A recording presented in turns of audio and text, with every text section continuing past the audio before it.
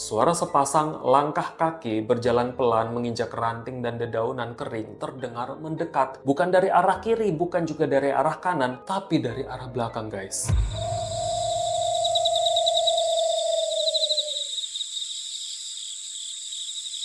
Halo semuanya, kembali lagi dengan saya. Di malam Jumat ini saya akan menceritakan sebuah kisah horor. Tapi kisah ini agak spesial dan berbeda, soalnya kisah ini berdasarkan cerita yang saya alami sendiri waktu tahun 2012 lalu. Kenapa di PH7? Soalnya angka 7 angka favorit saya. Jadi saya putuskan ke tim yang lain bahwa yang ngisi cerita dalam video minggu ini adalah saya sendiri. Jadi guys, kisah ini terjadi waktu saya mengikuti sebuah acara untuk keperluan 17-an tahun 2012 lalu. Dalam sebuah hutan yang sangat gelap dan katanya angker. Gimana kisah selengkapnya dari saya? Untuk itu nggak usah berlama-lama, kita langsung masuk aja ke ceritanya.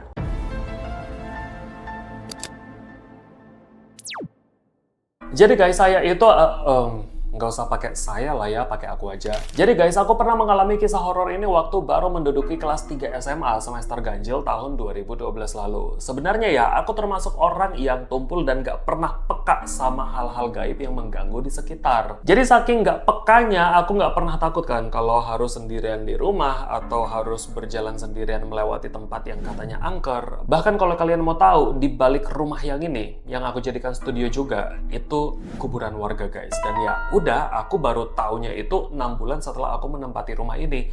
Dan nggak apa-apa sih, nggak ada gangguan menurutku ya. Dan karena aku merasa aku ini tumpul, aku nggak pernah mau lakuin syarat-syarat yang orang suruh waktu berada di tempat-tempat angker. Kayak disuruh bawa ini, bawa itu, disuruh ucap ini, ucap itu, disuruh permisi. Aku nggak pernah lakuin hal yang begituan. Bukannya menantang penghuni lain atau nggak percaya, tetap sih aku percaya ada mereka. Tapi yang aku lebih percaya itu kalau kita takut, maka energi kita akan semakin kecil, sementara energi mereka akan semakin besar sehingga mereka mampu menampakkan diri di depan kita. Makanya kan, karena aku nggak mau mereka sampai menampakkan diri, itu sebabnya aku berusaha nggak mau takut dengan cuek aja gitu. Dan sampai sekarang aku masih melakukan hal itu. Ya alhasil, sampai sekarang aku juga nggak pernah sekalipun ngelihat penampakan aneh dan nggak pernah takut kalau kemanapun gitu. Jadi dulu aku sekolah SMA di salah satu sekolah swasta di kota Balikpapan. Dan di sekolah itu ada salah satu ekstrakurikuler yang dinamakan Paskas atau Pasukan Pengibar Bendera Sekolah. Kalau kalian pasti tahu ya. Yang mana setiap anggota yang masuk ke ekstrakurikuler ini akan dilatih oleh seorang tentara secara semi-militer.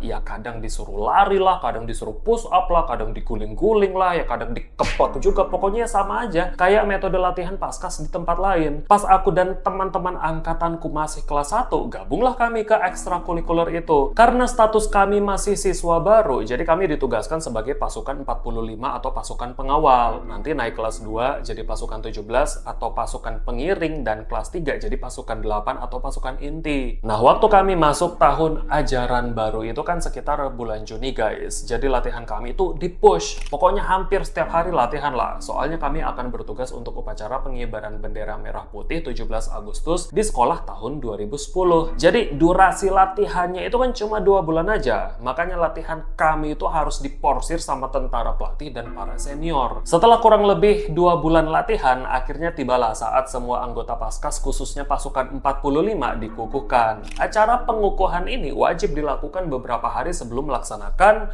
tugas pengibaran bendera di hari kemerdekaan. Acara sakral ini dilakukan malam-malam di tengah hutan yang gelap guys. Acara itu meliputi upacara bendera, renungan dan refleksi diri untuk membangun jiwa nasionalis, cium bendera, penyematan pita, makan malam, dan jurit malam sampai pagi. Masuklah kami ke acara yang paling seru, yaitu jurit malam. Jadi seluruh anggota junior atau pasukan 45 tadi akan dibagi menjadi 15 kelompok yang isinya dalam satu kelompok cuma 3 orang. Jadi para junior ini akan dilepas bertiga-bertiga untuk masuk ke hutan, mendatangi posko-posko senior, dan menjalani tugas yang diberikan oleh senior di posko itu tanpa adanya penerangan sama sekali. Cuma ngandelin cahaya bulan aja, bayangin gelapnya kayak apa di tengah hutan itu. Dan jarak dari posko 1 ke posko selanjutnya itu ya lumayan jauh guys. Mungkin jaraknya masing-masing posko itu 150 sampai 200 meter lah. Jadi mekanismenya gini, kelompok 1 yang isinya 3 orang itu dilepas dulu jalan ke posko 1. Nanti kalau mereka sudah jalan ke posko 2, maka kelompok selanjutnya yang dilepas ke posko 1. Dan begitu terus, sehingga semua kelompok junior ini nggak ada yang bisa ketemu di tengah jalan gitu. Dan saat itu aku satu kelompok sama temanku 2 orang cewek nih. Pergilah kami bertiga menyusuri hutan belantara untuk mendatangi posko 1 sampai posko 10. Suasananya gelap guys, nggak ada penerangan sama sekali, mencekam. Terus ditakut-takuti lagi kan sama salah satu guruku, awas ya nanti di tengah jalan kalian bisa injak kuburan keramat. Siapa yang nggak panik ya? Jadi kami bertiga ini bukan jalan kaki guys, lompat-lompatlah kami sepanjang jalan itu kan. Ya, padahal kuburannya juga kagak ada. Dah, selesailah malam itu. Nggak ada gangguan apa-apa. Semua berjalan lancar seperti yang diharapkan. Naik kelas 2, aku sempat skip acara itu. Naik kelas 3, aku gabung lagi. Dan aku jadi senior yang menjaga posko di tengah hutan. Dan disinilah aku dan teman-temanku merasakan gangguan-gangguan misterius. Di tahun 2012 semester ganjil aku naik kelas 3 SMA dan aku jadi bagian pasukan 8 atau pasukan inti, dan tugasku waktu itu menggerek tali bersama 2 sahabatku. Latihan ketat pun kami jalani untuk persiapan pengibaran bendera 17 Agustus 2012 kan. Sebenarnya selain kami ditugaskan untuk pengibaran bendera 17 Agustus, kami juga selalu ditugaskan untuk menjadi tim pengibar bendera di upacara-upacara penting sekolah, termasuk kalau ada pejabat-pejabat dinas atau pemerintahan yang datang berkunjung ke sekolah kami. Jadi bukan dipakainya cuma 17 Agustus habis itu selesai. Enggak kayak gitu. Jadi aku ingat di hari Kamis tanggal 9 Agustus 2012, aku sama teman-temanku mendatangi salah satu tempat dan melakukan survei untuk acara pengukuhan yang sakral tadi yang akan diadakan pada hari Sabtu malam, karena sekolah kami kan cuman belajarnya sampai hari Jumat aja. Jadi setiap hari Sabtu tuh pasti libur. Pergilah kami ke sebuah tempat konservasi hutan alam yang ada di pinggiran kota. Sebenarnya tempat ini sudah familiar buat kami, soalnya acara pengukuhan waktu aku masih junior kan di tempat ini juga. Jadi kami ke sana tinggal berkeliling aja untuk menentukan titik posko 1 sampai posko 10 dan membagi tugas. Siapa-siapa aja yang berjaga di titik kumpul dan siapa-siapa aja yang berjaga di posko 1 sampai posko 10. Nah, jadi kalau bisa digambarkan, tempat ini jauh banget dari jalan raya utama. Masuknya pun harus melewati jalan-jalan berbatu dan naik gunung. Di halaman utama tempat itu ada taman bermain anak-anak guys. Ada juga beberapa kandang hewan yang sudah dipenuhi tumbuhan merambat. Ada tanah lapangnya juga yang sangat luas dan ada parkirannya. Di tengah-tengah tempat itu ada sebuah pendopo besar yang biasanya dipakai untuk berkumpul dan melakukan kegiatan lain, bahkan tidur juga di situ. Kamar mandinya berada di 30 meter ke belakang pendopo. Pergilah kami berjalan kaki menyusuri hutan untuk menentukan posko 1 sampai posko 4. Nah, saat itu tibalah kami di sebuah tanah lapang yang ditumbuhi banyak pohon pinus. Di ujung tanah lapang itu ada sebuah batu yang tingginya kira-kira 1,5 sampai 2 meter lah, dan sudah ditutupi kain putih yang agak lusuh, dan batu itu agak tersembunyi di semak-semak belukar guys. Kami kan nggak tahu ya itu fungsi batunya ditutupi kain buat apaan. Mana letak batunya itu ada di ujung tanah lapang kan. Jadi kami punya ide nih buat taruh meja di dekat batu itu dan membuat challenge. Jadi setiap anggota kami wajibkan berjalan ke meja di ujung tanah lapang itu untuk mengambil benda yang kami taruh di sana. Istilahnya kayak ngetes mental mereka lah gitu. Jadi kalau malam-malam kan mereka kegocek nih sama penampakan putih-putih yang ada di semak-semak belukar kan. Jadi kalau kami pikir ya seru aja gitu. Sehingga setelah memutuskan tempat itu kami tentukan jadi posko 5. Lanjutlah kami berjalan lagi menentukan posko 6 sampai posko 10 yang mengarah ke titik kumpul pertama atau pendopo tadi. Jadi rutenya dari pendopo kita harus muterin posko 1 sampai posko 10 yang ada di tengah hutan. Lalu kembali lagi ke pendopo gitu. Dan kebetulan aku sama satu sahabatku yang cewek, kita sebut saja namanya Gina, dapat tugas jaga di posko 9. Dan kalau kalian mau tahu, yang jaga posko itu juga nggak rame-rame guys. Kalau yang jaga itu berdua, bakal berpasangan cewek sama cowok. Tapi kalau cewek semua bisa bertiga atau berempat gitu.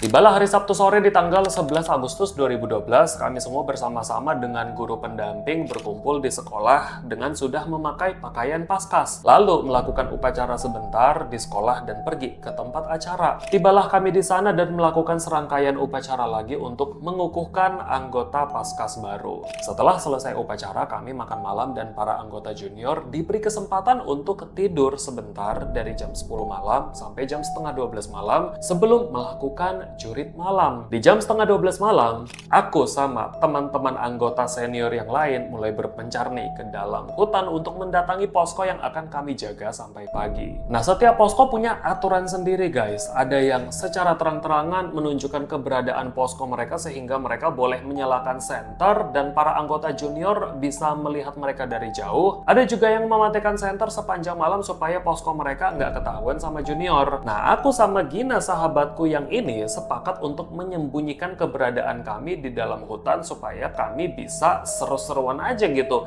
ngagetin para junior yang bakal lewat di depan kami. Jadi kami matikan senter dan duduk di bawah pohon gelap-gelapan. Kalau ada junior yang lewat, kami kagetin gitu. Ya udah, jadi kan ada ketawa-ketawanya lah, nggak tegang-tegang banget kan malam itu. Dan tibalah waktu menunjukkan jam 12 malam saat kelompok junior pertama berisi 3 orang dilepas ke posko 1 hingga seterusnya. Kami para senior saling berkomunikasi hanya lewat SMS karena jaringan internet untuk berkirim pesan BBM yang lagi hype tahun itu sama sekali nggak ada guys. Mulailah kelompok 1 datang ke posko kami di posko 9 dengan kehebohan di tengah malam gegara kami kagetin kan. Mereka datang, kami kagetin lagi, terus kami lepas lagi ke posko 10 dan kami matikan senter untuk duduk lagi di tengah kegelapan malam sambil menunggu kelompok yang lain datang. Ya pokoknya jadi yang begitu terus lah. Malam itu aku sama Gina nih biasa aja gitu kan. Walaupun nggak nyalain senter tapi adalah dikit-dikit cahaya dari layar HP. Jadi di situ kami sambil duduk nungguin kelompok yang lewat dan awalnya yang nggak ngerasain apa-apa. Waktu kami duduk di bawah pohon sambil gelap-gelapan itu, kami ngerasa kalau badan kami ini dilemparin buah-buah kecil atau semacam kerikil gitu dari atas dan dari depan kami. Awalnya kan kami biasa aja, tapi kok lama-lama kami ini ngerasa risih gitu. Jadi Gina ini ambil senter, terus disorotnya lah senter itu ke atas pohon. Tapi nggak ada sesuatu yang mencurigakan guys. Nah, beberapa kali kami dilempari lagi kan. Tapi kami cuekin. Hingga akhirnya ada salah satu pohon palem yang dahannya itu goyang sendiri. Padahal nggak ada angin, tapi anehnya yang goyang itu cuma satu aja dan itu goyang cepat. Zuk zuk zuk zuk gitu. Kayak ada yang gerakin gitu guys. Nah, Gina ini udah mulai takut kan. Bukan gimana-gimana sih, tapi takutnya ada binatang aja di atas pohon itu, entah monyet atau apa yang mungkin aja bisa nerjang kami dari atas kan. Disorot lagi lah senternya sambil kami usir-usir, tapi tetap aja guys, sebenarnya nggak ada apa-apa di atas itu. Dah kami matikan senter dan berdiam diri lagi menunggu kelompok yang lewat. Nah, datanglah mereka, entah itu kelompok berapa kami juga lupa, kayaknya sih kelompok 6. Kami kagetin lagi, ketawa-ketawa lagi malam itu, ya terus kami lepas lagi ke posko 10 yang mengarah ke arah kanan kami. Waktu kelompok tadi sudah jauh, yang kelompok yang 6 itu, dari bagian kiri arah datangnya kelompok, aku sama Gina dengar ada beberapa suara langkah kaki yang menginjak daun kering datang mendekat ke arah kami. Yang kami pikir itu kelompok 7 sudah datang. Aku sama Gina kan langsung diam ya. Sebisa mungkin kami nggak ngeluarin suara apapun atau cahaya apapun supaya keberadaan kami ini nggak ketahuan. Ditunggu-tunggu, kok nggak nyampe-nyampe itu bocah-bocah. Bukannya mereka sudah deket ya, tapi kok nggak ada. Kami senterin lah ke jalan setapak itu. Rupanya memang beneran nggak ada guys. Panik lah aku sama Gina kan. Apa jangan-jangan mereka ini nyasar lagi? Soalnya mereka kan sama sekali nggak boleh bawa penerangan apapun. Tapi kalau dipikir-pikir, itu kan jalan sudah terbentuk setapak dan cuma satu-satunya jalan yang ada di situ. Walaupun cuma ngandelin cahaya bulan aja, pasti tetap kelihatan lah tuh jalan. Gak mungkin nyasar dong, ya kan? Oh, mungkin kami salah dengar. Kami duduk lagi, kami matikan senter, dan kami diam. Suara langkah kaki yang banyak itu terdengar lagi dari arah kiri kami, guys. Kami tunggu lagi sekian menit, ternyata anak-anak itu juga nggak nyampe-nyampe. Aku sama Gina kan mulai deg-degan nih. Aduh, kami tanyalah ke posko 8. Itu kelompok 7 udah kalian lepas belum sih? Jawabannya masih ada di sini. Hah? Gina langsung bilang, jadi tadi suara siapa dong yang datang 2 kali? Nggak tahu juga aku Gina, aku juga bingung. Nah di situ mulai nggak karu-karuan lah pikiran kami. Waktu kami lagi nunggu, tuh pohon palem di depan kami yang ngeselin itu goyang lagi guys. Sambil peluk tanganku, si Gina ini udah nggak mau cari tahu lagi itu apa dan dia mulai berdoa di situ. Sudah mulai mencekap lah itu suasana kan. Jadi aku masih berusaha untuk tenang. Tapi nih anak di sebelahku kan nularin energi negatif. Ya ikut merinding juga lah aku di situ. Tiba-tiba, cek. Cek, cek, cek. Suara sepasang langkah kaki berjalan pelan menginjak ranting dan dedaunan kering terdengar mendekat.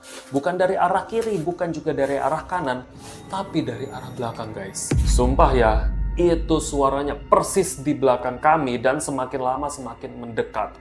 Dan tiba-tiba aja suara itu berhenti pas di belakang kami. Bener-bener kali itu aku ketakutannya bukan main. Aku tanya sama Gina kan, di belakang tuh siapa ya kira-kira Gina? Dia jawab, aku juga nggak tahu. Nah fun fact-nya, yang aku takutkan tuh bukan hantu, tapi aku lebih takut ada orang jahat yang langsung tebas leher kami dari belakang. Apa nggak langsung hilang kepala kami di situ kan? Pas aku sama Gina hadap ke belakang, nyalain senter. Nggak ada siapa-siapa dong. Puji Tuhan cuma hantu. Itu yang aku lebih takutkan tuh pembunuh, bukan hantunya guys. Nah setelah itu lewatlah beberapa kelompokan, ketegangan yang kami rasain cair lagi. Karena kami sama kelompok junior ketawa-ketawa lagi, soalnya kami kan kagetin mereka di tengah-tengah hutan. Mereka sudah pergi, kami duduk lagi. Nggak ada gangguan memang. Tapi sekitar jam 3 pagi, HP-nya Gina ini bunyi notifikasi SMS dari teman yang jaga di posko 5. Kalau salah satu junior kami kesurupan. Udahnya kami nih nahan kencing, dibuat gugup lagi sama berita kesurupan dari posko 5. Nah rupanya salah satu junior kami ini mengalami kesurupan waktu dia disuruh ambil barang di atas meja ujung tanah lapang itu. Dan kabarnya dia langsung dibawa ke pendopo untuk disadarkan kembali.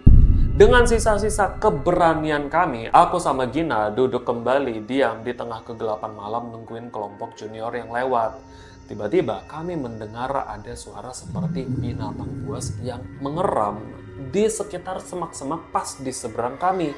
Nah Gina nih diambilnya lah senternya, disorot ke semak-semak dan pepohonan yang ada di seberang kami. Tahu-tahu dia langsung ketakutan dan dihempasnya tuh senternya ke atas tanah dan langsung berdoa dia di situ. Gina ada apa sih Gina? Nah di situ Gina nih nggak mau ngomong guys, tetap aja dia itu berdoa di situ sambil ketakutan. Ya aku ambil senter kan, ku sorot juga pohon-pohon di depanku tapi nggak ada apa-apa. Beberapa lama kemudian si Gina ini mulai tenang dan kelompok-kelompok junior juga berhasil lewat di posko kami. Sekitar jam setengah 6 pagi, setelah kelompok terakhir yaitu kelompok 15 sudah mengarah ke kelompok ke posko 10, aku sama Gina yang sudah kebelet nahan pipis dari subuh langsung cepat-cepat ke kamar kecil dan kami semua berkumpul di pendopo untuk sarapan pagi dan melaksanakan upacara terakhir, lalu pulang kembali ke rumah masing-masing. Jadi waktu itu memang hari Minggu jatuhnya. Waktu kami masih berkumpul di pendopo, kami datanglah ke salah satu junior yang katanya kesurupan itu. Jadi kami tanya kan, kok bisa kamu kesurupan? Emangnya kamu lihat apa? Dia bilang waktu di posko 5,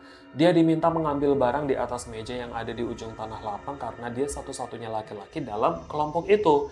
Sementara dua teman kelompoknya itu kan cewek. Pas dia ada di depan meja, dia ngeliat di semak-semak itu ada putih-putih. Nah, kalian ingat nggak? Yang putih-putih itu kan cuma kain yang menutupi batu berdiri di tengah-tengah semak itu. Rupanya dia bilang kalau kain putih itu tiba-tiba terbang ke atas. Pas dia lihat kain putih itu terbang ke atas, matanya juga ikut noleh ke atas. Dan disitulah matanya udah nggak bisa turun lagi ke bawah guys, sampai dia hilang kesadaran.